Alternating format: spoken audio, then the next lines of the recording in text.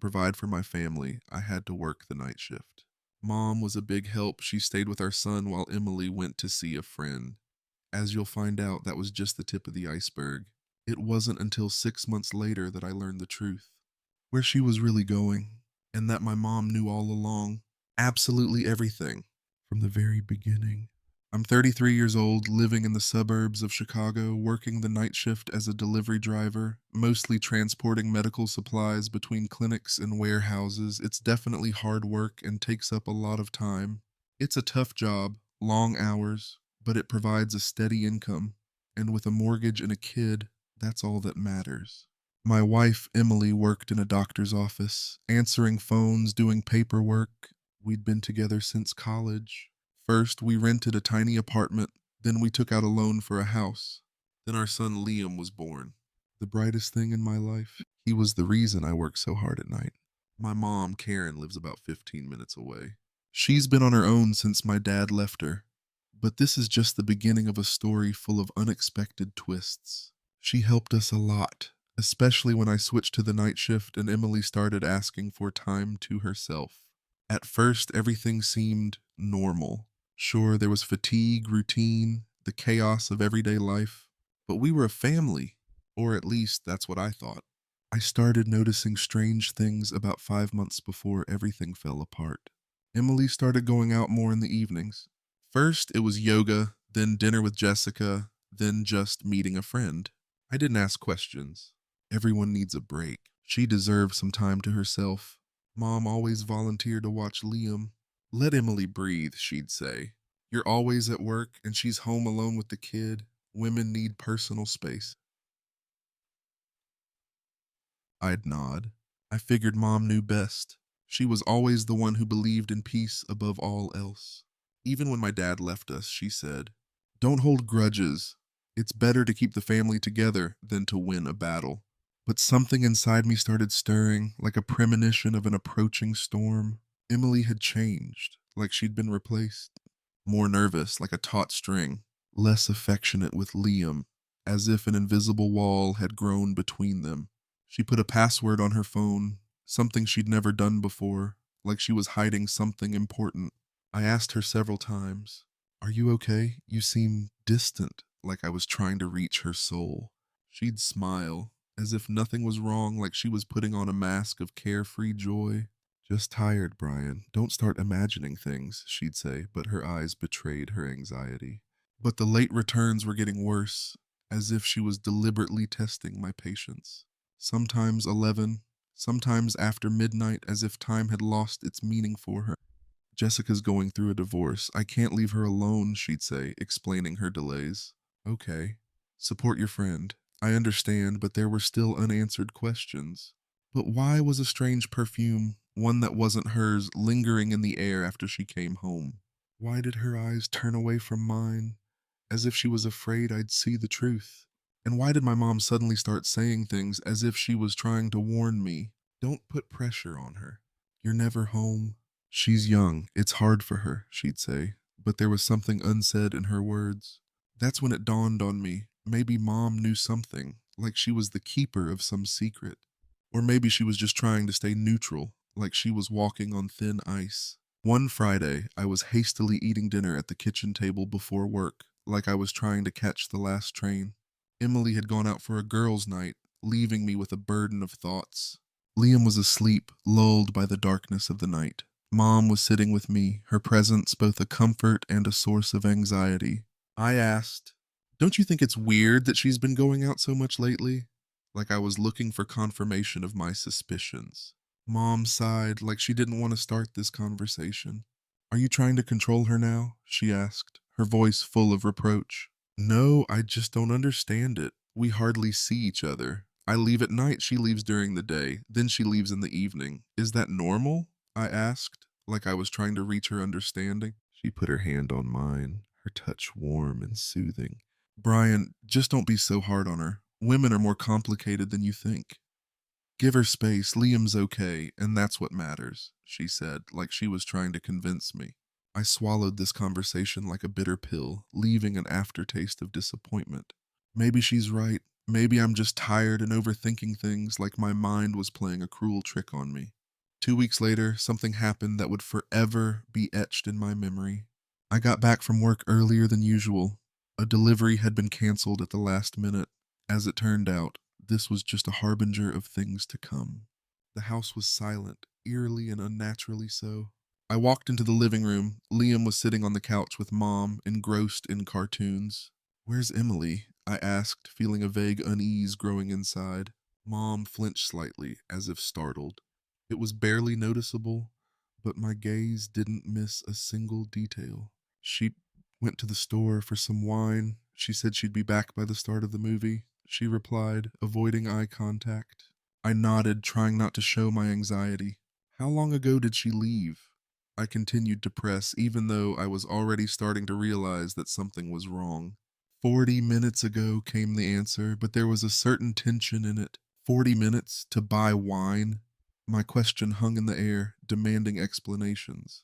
She fell silent, staring at the TV as if I hadn't said anything at all.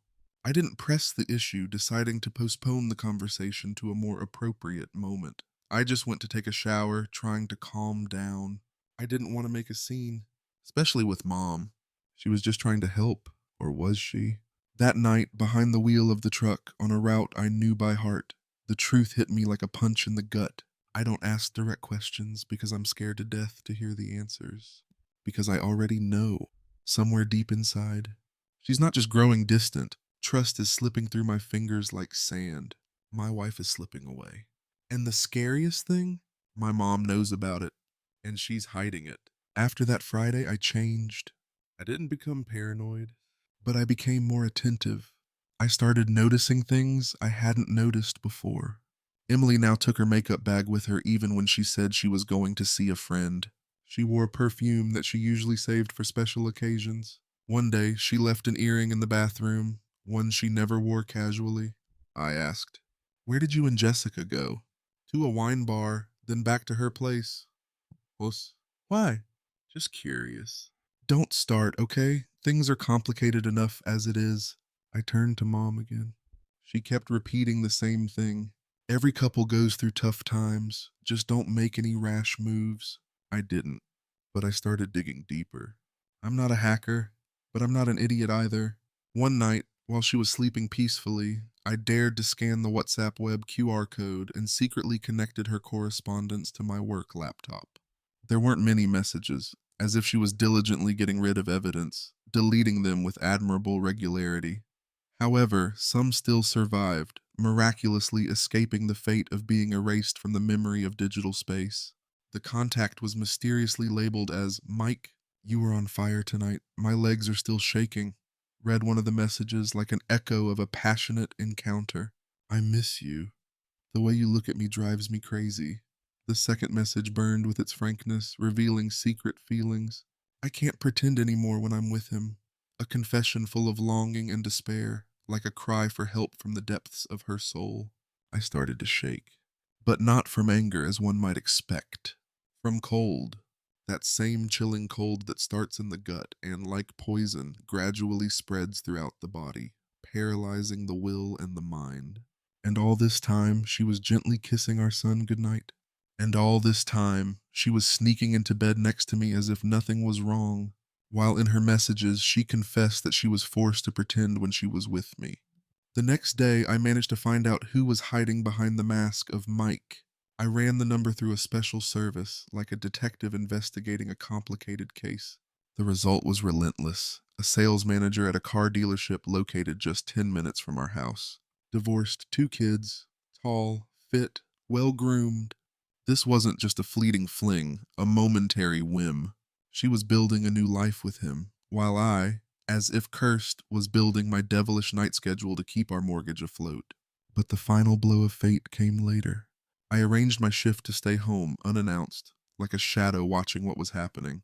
I told Emily I was working as usual, creating the usual veil of lies. My mom, as always, came to watch Liam, like a guardian angel protecting our home. At 7:30 p.m., Emily started getting ready, carefully choosing an outfit. "Jessica's having a tough day. I won't be long," she said, as if making excuses. I just nodded, trying not to show the storm of emotions raging inside. Sure. She left the house, leaving me alone with my suspicions and fears. 10 minutes later, I got into my car and, like a stalker, followed her. Mike lived in a townhouse with a garage, a typical dwelling for a successful suburbanite. I watched her walk up to the house, and he came out to her in a plain t-shirt, like he'd been eagerly waiting for her. They hugged, kissed gently, like two lovers finally reunited after a long separation. She was laughing. She was genuinely laughing, like there wasn't a single crack, a single problem in her world. I sat in my car, petrified. 5 minutes, 10. Then I turned around and drove home, unable to bear the sight. I couldn't bring myself to go any further, like I was afraid to learn a truth that might be even more painful. I didn't want to see what would happen next, like I sensed an imminent disaster. At home, my mom was pouring tea as if nothing had happened, as if we were a normal family gathered around a cozy kitchen table. "Are you okay?" she asked with concern in her voice, noticing my dejected state. I sat down across from her, feeling like a criminal caught red-handed. "You knew," I said, and my words sounded like an accusation, like a sentence handed down without the right to appeal. She froze like a statue sculpted from ice, unable to move or utter a word in her defense. "Knew about what?" she asked quietly, her voice full of anxiety and fear, as if she already sensed the impending storm. "About Mike, about how she wasn't going to see a friend, that she was going to see him. You knew." There was a bitterness of betrayal in these words, as if someone had stabbed me in the back. Karen was silent for a long time, as if gathering her thoughts, choosing words that could somehow soften the blow. Then she lowered her eyes, avoiding my gaze, which was full of pain and disappointment. "Yes," she whispered, and that whisper sounded like an admission of guilt, like a sentence she had passed on herself. "I knew." I clenched my fists, feeling anger rising from within like a wave, threatening to engulf me completely. "How long?" I asked, trying to maintain some semblance of calm, even though there was a hurricane raging inside me.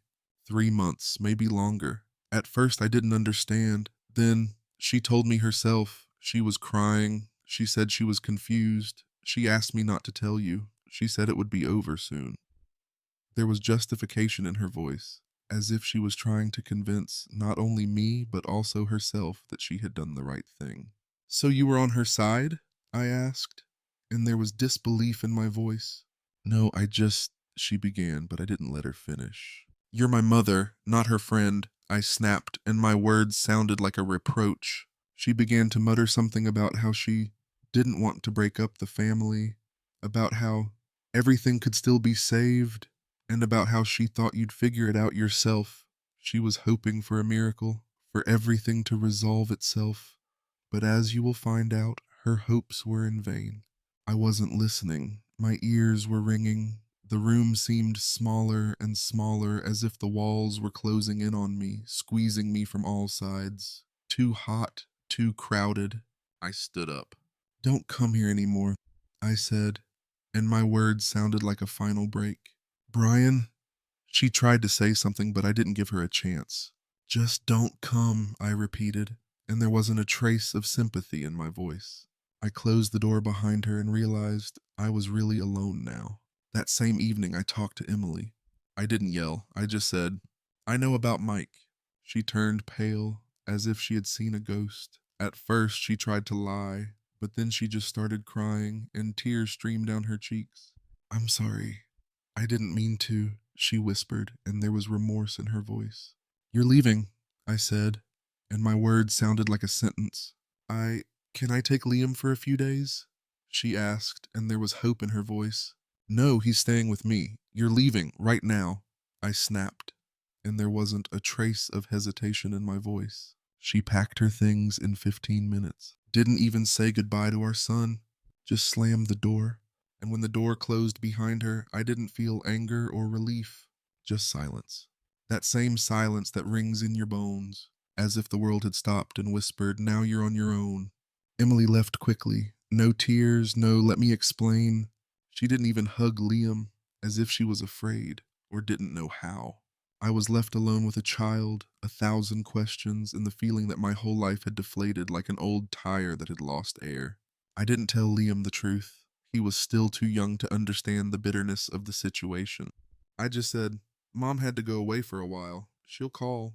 He nodded, quietly, but in his eyes, as you'll find out, there was something more in them. There was something grown up, like he knew more than he understood, as if his childish heart felt the unspoken truth. The first few weeks were the hardest, as if time had slowed down and each day stretched on endlessly. Work, cooking, laundry, trips to daycare, and all the while, I tried not to forget that I had a body and soul that needed care. It was a real marathon, testing all my resources. I woke up at 6:30 a.m., made pancakes, dressed Liam, took him to daycare. Work, the monotonous routine never seemed to end. Picked him up, dinner, bath, bedtime stories, completely alone, in an empty apartment where every corner reminded me of the loss. On weekends, we went to the park. Liam loved feeding the ducks. It was one of the few activities that brought him joy. He often asked, Is Mom going to come with us next time? At first, I said, We'll see. Then nobody, just us. Karen didn't show up. I didn't write to her. Neither did she. However, it was just the calm before the storm. But I knew she was waiting, that she'd bide her time and come back to talk. And she came, a month later, unexpectedly, like a shadow from the past. She stood at the door with a bag of groceries, as if nothing had changed. I just want to help, she said. You've already helped, I replied. I didn't know how to do the right thing. She begged me. I really didn't want to hurt you. Then why stand between me and the truth? She lowered her eyes. There was remorse in her gaze. Because I was afraid you'd break. I broke, but not because of Emily, because of you. She left the bag, turned, and walked away. I closed the door and cried. Tears streamed down my face, washing away the pain and resentment. For the first time in a long time. Not from pain, from exhaustion. You won't believe it, but it was liberating. Things slowly began to change. I switched to day shifts so I could be home with Liam in the evenings. I learned to make meatloaf, his favorite dish. Cooking became a kind of therapy. I found a soccer club for him. Sports helped him release energy and make new friends. New curtains took their place, as if heralding change. They swayed gently in the breeze, letting fresh air into a house that seemed to sigh with relief. The old curtains, Emily's choice, were sent into oblivion, giving way to something new, brighter.